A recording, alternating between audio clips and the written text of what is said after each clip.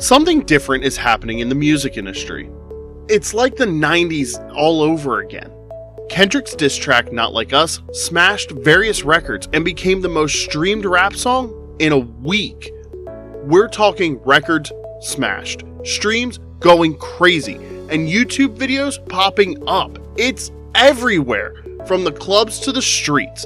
Kendrick's got the whole world vibing. As if that is not enough, Kendrick's second album, Good Kid, Mad City, re-entered the charts and sold more copies than the latest albums from Drake, Travis Scott, and Kanye West in a week alone, despite it being 12 years old. Similarly, his fourth album, Damn, sold just 24,000 copies in a week alone. Many people say this is happening because of the beef between him and Drake, but something more is happening in the background. The world is now appreciating his music in a completely different and weird way. Continue with this video and I'll explain why. When we look at the modern era of hip-hop, one of the biggest problems long-term fans have had with the genre came from many new age rappers completely disregarding one of rap's most sacred aspects: lyricism. From the rise of trap music in the SoundCloud era to people like Drake fusing hip-hop with R&B, to even other rappers making albums in entirely different genres, it seems like the majority of the most prominent players in hip-hop, outside of a select few, are just no longer interested in writing rhymes. One of the biggest of those select few is Kendrick Lamar. He has managed to stay true to the art of lyricism and has been putting out music that listeners feel and understand deeply. Kendrick has the ability to deliver the most meaningful messages and to connect his music with many people, especially the Black community. His lyrics tell intertwined stories with multiple plot lines and symbols that just make you want to sit down and think about them deeply. Let's face it, mainstream rap has lost the art of lyricism, and what we have now is mumble one-liner rap songs. Music like Kendrick's has not gotten as much attention as it used to. Now, don't get me wrong, Kendrick's project has been generally successful. Music like that fails to hit mainstream less and less these days. Let me give you an example. When you observe closely, we see that no album has shown how much storytelling can fit into a musical project than Kendrick's 2022 project, Mr. Morale and the Big Steppers.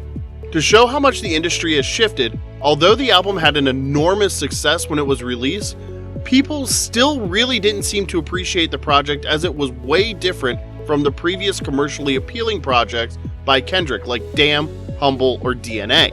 Kendrick decided to pull back all the curtains and optics and write one of the most painful albums that has ever been released in the hip-hop space. On the project, he really let the whole world see him for who he really is, as he talked a lot about his failures as a man, husband, and father. Many people didn't really vibe to the album as it was way different from that of other less intense albums. People just really wanted to enjoy music. The project felt more confessional as he exposed his raw, vulnerable side, which was vivid, painful, and specific. However, ever since the Kendrick and Drake beef started, things have begun to change. The mass audience has started caring more about the lyrics of tracks. People now break down all of Kendrick's diss tracks to understand the full weight of the message he was trying to destroy Drake with. Remember when Drake flipped the other I Sober song on his diss track, The Heart Part 6? Epic fail, my friend. It may have seemed that Drake swung for the fences with his taunts, but all it really did was draw attention to Kendrick's work. Instead, it led people to want to hear about Kendrick's life and to understand his most personal, gut-wrenching stories. I think it is from there that people now came to admire and like the rich, individual, expressive lyricism the album used to tell a compelling story. People were practically begging to hear Kendrick unload his emotional baggage, all thanks to a little unintentional hype from Drizzy. Before we continue, can we all agree that was one of the most stupid things Drake has done to his reputation? Drake trying to use the issues that Kendrick has publicly talked about against him didn't go well for Drake. The best part was that digging deep and producing music that told stories and gave deeper meaning has never been Drake's turf. So, his doing that just motivated the turf master to dig deeper into Drake than anyone has before and talk about them in the diss tracks. But hey, enough of the diversion, let's continue. The major point is that from his aggressive diss tracks to his most conscious storytelling cuts, one thing has been obvious. People are finally listening to what Kendrick's been saying, loud and clear. Now, let's be clear on something. I'm not here to criticize the way hip-hop has shifted into this solely melodic era now. Although I believe we can all agree that this new type of music without lyrics is hurting the genre, it has expanded rap's horizon and has given us new styles of music day in and day out. For instance, just like we saw recently when you take aspects like the flashy production of Metro Boomin, the wizardry of a Future, and the flashy lyrical nature of Kendrick Lamar, when you put together all the different types of greatness that exist within the world of hip-hop, you end up getting some of the most captivating music you can in the modern era. The thing spectacular about what Kendrick is doing now is that he is not trying to destroy one type of music or create a new one. He is just trying to revive one aspect of rap music. He is bringing back the balance to hip-hop to make the genre the strongest we have ever seen. Forget beef of the century. This is more like a lyrical CPR session Kendrick's giving to rap music. But let's be honest, Kendrick has always been about that. He's been preaching this gospel since day one. The difference now is everyone finally turned up the volume. It's crazy to think about how every word that Kendrick has ever said, whether it is going back to his past music or where he has talked about his tension with Drake, Kendrick's music has been a goldmine to the entire music world. People have just been not listening to it and finding out how beautiful and effective the art of storytelling can be. From Mr. Morales all the way to the rest of Kendrick's catalog, going back to his earliest works, Kendrick proves that real music, the kind that punches you right in the feels, always wins in the end. The strongest bars will be forever built on the foundation of powerful wordplay, no matter how many auto-tune effects the industry throws at us. With Kendrick Lamar's diss tracks, singles, and albums all taking over the genre right now, as mass audiences enjoy the art of bars in a way that has not been seen in a very long time, what's pivotal for the future of lyricism to remain as this prevalent cornerstone in rap music all depends on how the genre can move forward from here.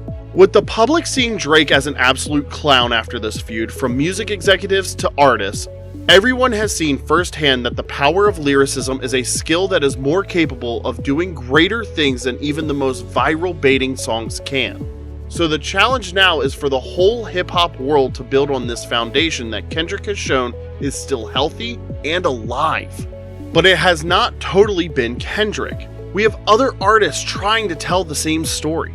After some rappers made the art of spitting bars seem so cringe with the whole anti-mumble rap movement, other guys like Westside Gunn, who founded Griselda Records, have made an impact by not only producing music that is reminiscent of the 90s, but still stands on its own as something new and unprecedented. Another example who is also a member of Griselda Records is Benny the Butcher.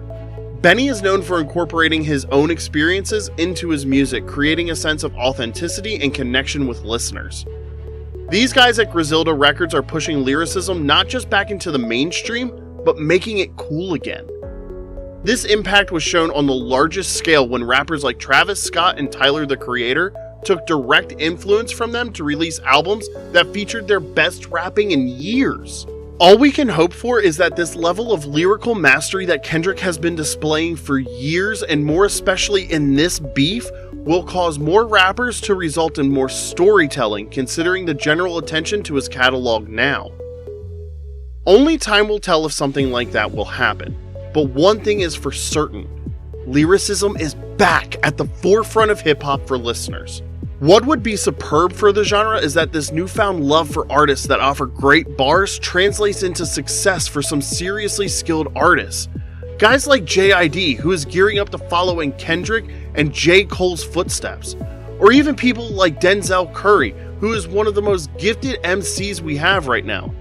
Hell, even Little Sims, whose blend of top-tier musicianship and storytelling has made her a once-in-a-generation talent. She is known for forever reckoning with an overactive inner critic and somehow alchemizes that relationship into art.